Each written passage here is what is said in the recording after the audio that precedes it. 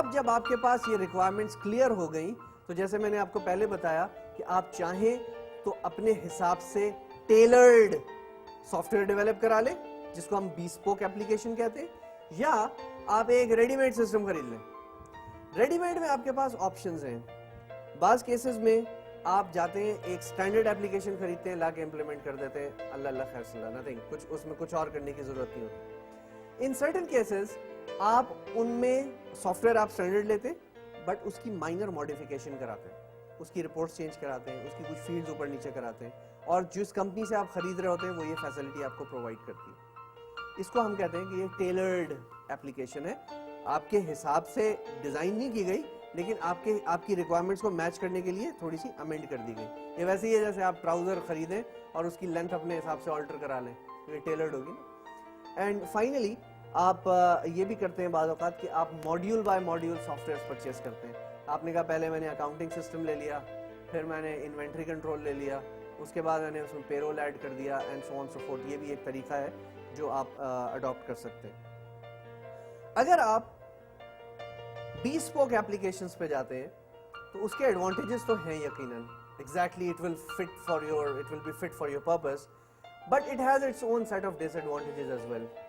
ہم یہاں پہ دیکھ رہے ہیں کہ دوسرا آلٹرنیٹ ہمارے پاس جو کہ جینرک سافٹ ویئر یا جس کو ہم of the shelf soft where کہتے ہیں، اس کے جو ایڈوانٹیجز ہیں ہم وہ یہاں پہ ان کے اوپر ہمارا فوکس زیادہ ہو۔ سب سے پہلی بات یہ ہے کہ بیسپوک ایپلیکیشنز کے مقابلے میں جینرک یا آف دا شیلف ایپلیکیشن سستی پڑتی ہیں۔ یہ بالکل ویسے ہی ہے جیسے آپ کبھی ایک ریڈی میڈ سوٹ خریدیں جا کے شاپ سے، ریڈی میڈ بنا بنایا، تو وہ اس کے پیسے کم پڑتے ہیں ایز کمپیئر ٹو کہ آپ کپڑا خریدیں اور پھر ٹیلر کو دیں اور ٹیلر سے سلوا کے اپنے لیے وہ بنوائیں، تو ٹیلر کے کاسٹ بھی آئے گی اینڈ آل دیٹ۔ تو اسی طرح سے جب آپ سافٹ ویئر کی بات کرتے ہیں تو آف دا شیلف یا جینرک سافٹ ویئر آپ کو ریلیٹیولی کم پیسوں میں مل جاتے ہیں۔ سب سے بڑی بات یہ ہے کہ they are usually available immediately, ادھر آرڈر کریں کیونکہ وہ تو تیار ہے، they are not making it for you, they have developed it and it is available, so the moment you decide you can go and implement that۔ ایسے systems میں generally bugs بھی کم ہوتے ہیں، problems بھی کم ہوتی ہیں۔ کیوں؟ کیونکہ یہ بڑی مارکیٹ میں چلنے ہوتے ہیں، بہت ساری آرگنائزیشنز میں چل چکے ہوتے ہیں، so whatever the possible problems or whatever are the possible bugs in the software وہ بھی remove ہو چکے ہوتے ہیں۔ ان کے ساتھ آپ کو اچھی ڈاکیومنٹیشن بھی مل جاتی ہے، اور جو اچھے اسٹینڈرڈ پیکیجز ہیں وہ کنٹینیوسلی اپڈیٹ بھی ہو رہے ہوتے ہیں۔ So once you buy a software تو گریجولی آپ کو اس کے اپڈیٹڈ ورژنز بھی گاہے بگاہے آپ کو ملتے رہتے ہیں۔ سو اس کے علاوہ اس میں دو تین بڑے بڑے ایڈوانٹیجز اور بھی ہیں۔ ایک تو یہ ہے، کبھی آپ غور کیجئے گا جو مائکروسافٹ ورڈ آپ یوز کرتے ہیں اپنے ڈاکیومنٹس بنانے کے لیے، آپ نے کبھی اس کے پورے آپشنز چیک کیے ہیں؟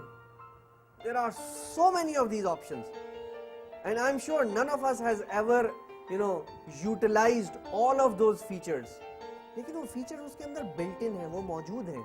کیوں؟ کیونکہ جو لوگ بھی مائکروسافٹ ورڈ کو ڈیزائن کرتے ہیں انہوں نے جو ریکوائرمنٹس لی ہوئی ہیں وہ بہت بڑے لارج نمبر آف یوزرز سے لی ہوئی ہیں۔ تو نتیجہ یہ نکلتا ہے کہ وہ سارے جو جس کی جو بھی ریکوائرمنٹ ہے وہ اس کے اندر امبیڈ کر دیتے ہیں۔